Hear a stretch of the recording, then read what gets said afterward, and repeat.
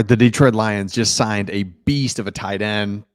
But before we get to that, really excited. Merch is now available. Sports Talk Detroit merch. You got some stickers. You got some vintage Dan Campbell, JMO graphic tee, kneecap soup. I mean, I'm not going to show this every video just because it just launched. So let me know in the comments if you get an opportunity to check this out. Again, Sports Talk Detroit, different colors, mugs, Dan Campbell for president. Take a look at it. Let me know if you do in the comments. Okay. Lions get a tight end that tried out at rookie minicamp, but he's not a rookie. He's 28 years old, played a lot for the Atlanta Falcons last year, actually scored a touchdown against the Lions last year. So kind of a unique situation that he would even be available. And we've got our top two tight ends pretty much. Then after that, I mean, he could make the team. And that's why it's worth noting this guy and kind of what he's all about. So it's Parker Hesse, Atlanta Falcons. He went to Iowa and he's 6'3", 261 pounds. He's built like a blocking tight end because he spent his time at Iowa on the defensive side of the ball. Then he comes to the NFL. He goes undrafted, and then he goes to Tennessee Titans, Atlanta Falcons. He's made 28 game appearances, including 8 starts. So again, not a guy that's just been sitting around hoping to get his chance. I mean, he's played in some games, so it's pretty cool to see that. Even Arthur Smith, the Atlanta Falcons head coach, said things we asked Parker Hesse to do that nobody will ever notice. Guy just does his job. You see why he was a captain at Iowa at defensive end, by the way. Just a thankless professional that doesn't get enough credit. It's like, well, okay. All right. What do we got here? So Sam Laporta, Brock Wright, James Mitchell, all kind of in the mix. You forget about Shane Zylstra still there. Isaac Rex is an undrafted free agent. But Sam Laporta, Brock Wright. But then after that, I mean, James Mitchell has yet to show anything, and he's a guy that we really want to see do something. Maybe he puts it together, and it's like, James Mitchell, sweet, great to see you, love it. But if James Mitchell can't figure it out, I mean, this is like kind of his, I don't want to say his last year. He was injured the first year. It's like, but James Mitchell's one that we kind of got our eye on that we'd love to see do things.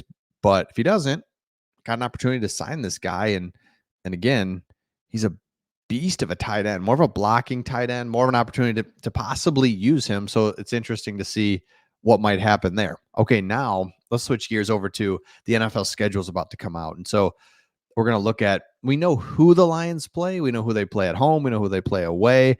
But it's like what time of year, right, throughout the schedule. And is it a Sunday night, primetime game, 1 o'clock? All those things are going to be sorted out. And so if you look at the Lions schedule, here's kind of what you see. You see who they play at home and away. And let's just kind of take a look at this. And again, they've got a tough schedule because they won the division last year. So they got to go up against division winners on the other side. So if you look at the home opponents, here's what we got. Of course, we know Chicago, Green Bay, Minnesota. I am just not, I think Chicago's getting overblown because a big offseason for them, but I still think they're a year away from really doing anything. It's hard for a rookie quarterback. The only one that, I mean, CJ Stroud was a anomaly. I mean, you just don't see that. So to have a rookie quarterback come out and just play lights out, it's a tough ask. So I don't know about Chicago, and I don't know about Minnesota. Green Bay, I just don't want to accept that they are good. But because I don't want to accept it, just played up. I can't believe Jordan Love is good. And he doesn't look like your traditional quarterback either. He's kind of like falling back on throws. It just doesn't look right half the time. So maybe he's good. We'll find out. That's going to be interesting to see what Green Bay does. Jacksonville, hopefully they're a team that they expected to be better last year. Maybe they bounce back. We'll see. Rams at home. Geez, Seattle we play every year, seems like. Every year. I'm just tired of playing Seattle. Tennessee, good. They're not going to be very good. And then Buffalo and Tampa Bay. I still feel good about Tampa. I can't buy into them. Baker Mayfield at the end of the day is Baker Mayfield. So it is what it is, right? Like, they don't scare me. Buffalo, that feels like a Thanksgiving game. Since this is a team, you look at, again, home opponents. Who are we going to have on Thanksgiving? My prediction, let me know in the comments your prediction of Thanksgiving, but I think it's going to be the Rams. or Buffalo. Probably not the Rams because we have the early game, so that'd be like a 9:30 start for people out west. Who cares? No one's watching. They don't have fans. Buffalo, though, I bet you, is who we play on Thanksgiving. Now, look at the away schedule. Man, we travel so well on the road. It's awesome to see the Lions fans. Look at that. Look at us. This guy, man, just with his lion necklace. Okay.